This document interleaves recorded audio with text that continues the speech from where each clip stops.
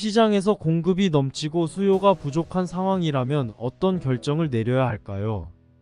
일반적으로 시장의 원칙에 따르면 공급을 줄이고 수요가 증가할 때까지 기다리는 것이 현명한 전략입니다. 이 방식을 통해 물건의 가치를 높이고 적절한 가격에 판매할 수 있게 됩니다. 채소, 과일, 생선 등을 유통하는 유통업자들은 이 전략을 적극 활용하고 있습니다. 이들은 수요를 정확하게 파악하여 공급을 조절함으로써 가격을 지속적으로 높게 유지합니다. 실제로 과일, 채소, 생선의 가격이 하락한 예는 드뭅니다. 항상 가격은 오르기만 하죠. 부동산 시장 또한 이와 유사한 전략을 취하며 큰 성공을 거두었습니다. 언론과 정부는 항상 공급이 부족하다고 이야기합니다. 마치 지금 집을 구입하지 않으면 미래에 훨씬 더 비싼 가격에 구입해야 하거나 아예 구입할 수 없을 것처럼 느껴지게 만듭니다. 그러나 최근의 상황은 어떨까요? 현재 사람들은 집을 구매하지 않아 집이 넘쳐나고 있는 상태입니다. 부동산 시장이 회복되지 않는 상황에서 건설사들의 위기가 점점 심화되고 있다는 소식이 들려오고 있습니다. 이런 어려운 시기에 건설사들이 왜 더 많은 분양을 서두르고 있는지 많은 이들이 궁금해하고 있습니다. 현재 공식적으로 안 팔린 집이 6만 2천 채를 넘어서고 비공식적으로는 거의 7만 채에 달하는 상황입니다. 이런 상황에서도 건설사와 시공사들은 계속해서 새로운 집을 지으려 하고 분양 계획을 밝히고 있습니다. 왜 건설사들은 공급을 줄여야 할 상황에서 오히려 공급을 늘리려는 결정을 하게 된 것일까요? 이 질문에 대한 답을 찾기 위해서 주요 대형 건설사들의 올해 분양 목표를 살펴보아야 합니다. 2023년의 분양 실적과 비교했을 때 대형 건설사들은 올해 분양 목표를 크게 상향 조정했습니다. 예를 들어 2023년에 6천 가구 분양에 그쳤던 현대건설은 올해 2만 가구를 분양할 계획이라고 발표했습니다. 이는 목표치를 가장 많이 늘린 사례입니다. 또한 보수적으로 사업 계획을 잡는 것으로 알려진 DLENC도 올해 1만 가구 수준의 분양을 유지할 예정이라고 밝혔습니다. 이는 작년 대비 2배가 넘는 양입니다. 다른 건설사들도 분양 목표를 증가시켰습니다. 대우건설과 HDC 현대산업개발은 각각 전년 대비 25%, 18% 증가한 분양 목표를 설정했습니다. 반면 GS건설은 올해 목표를 줄였는데 그 숫자가 2만 가구에 달합니다. 현재 부동산 시장은 매우 어려운 상황에 처해 있습니다. 매물은 넘쳐나고 있으며 구매자들은 구매할 의사가 전혀 없는 상태입니다. 그럼에도 불구하고 건설사들이 왜 이토록 많은 건물을 지으려는지 궁금해하는 이들이 많습니다.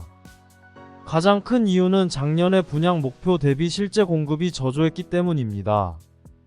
예를 들어 현대건설은 2023년의 분양 목표의 달성률이 겨우 28%에 불과했습니다. 이는 목표의 절반도 채우지 못한 수준입니다. 통상적으로 건설사들은 선분양 방식으로 진행하는데 현재 시장 상황은 이러한 방식으로의 진행을 어렵게 만들고 있습니다.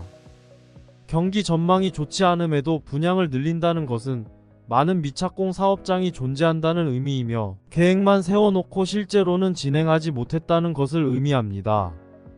공사비의 급등으로 원가 부담이 커지고 미분양의 우려까지 겹치면서 사업 진행을 미루었지만 더 이상 미룰 수 없는 상황에 이르렀습니다.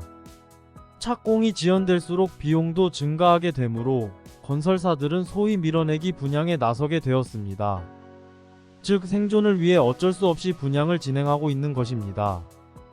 이는 시장이 회복되었다기보다는 회복을 기도하며 어쩔 수 없이 진행하는 상황입니다. 문제는 현재 미분양 물량이 여전히 해소되지 않은 상태에서 추가 공급이 이루어지면 매물이 더 쌓이게 되어 미분양 문제를 더욱 심화시킬 수 있다는 점입니다.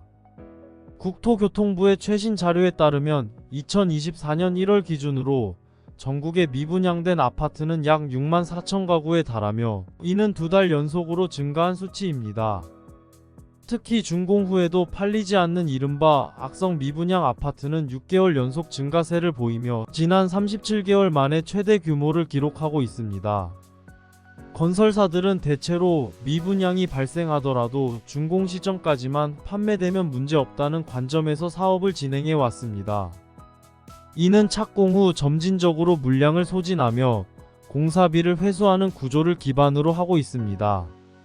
그러나 최근 시장 상황을 고려할 때 이러한 시스템이 더 이상 유효하지 않을 것으로 보입니다. 실제로 대우건설은 2023년 미분양 사업장에 대한 예상 손실액 1,100억 원을 회계실적에 반영했습니다. 이는 2023년에 발생한 약 4,600여 가구의 미분양을 같은 해에 손실로 처리했다는 의미이며, 이 중 준공 후 미분양은 약 250가구에 불과했습니다. 나머지 4,000여 가구는 준공 시점까지 판매될 것을 기대했지만 그럴 자신이 없다는 의미입니다.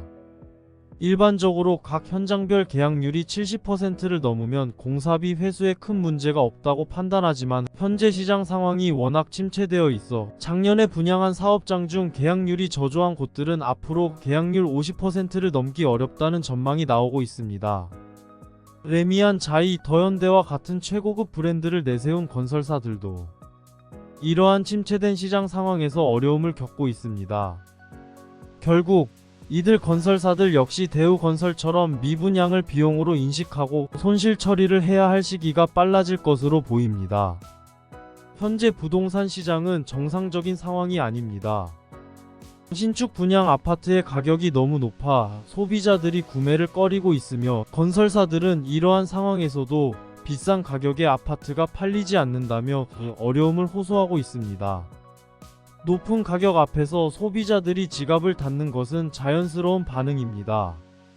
미분양 물량이 많은 현재 시장 상황에서 소비자들은 다양한 선택지를 가지고 있습니다. 건설사가 할인하여 분양하는 아파트를 선택할 수도 있고, 이미 분양받은 사람들이 되파는 아파트나 급매물을 구입할 수도 있습니다. 또한 경매장에는 많은 매물이 있으며 경쟁도 치열하지 않아 소비자들에게 유리한 조건을 제공합니다. 소비자들은 더 많은 옵션과 선택권을 가지고 자신들의 조건에 맞는 부동산을 고를 수 있는 상황입니다.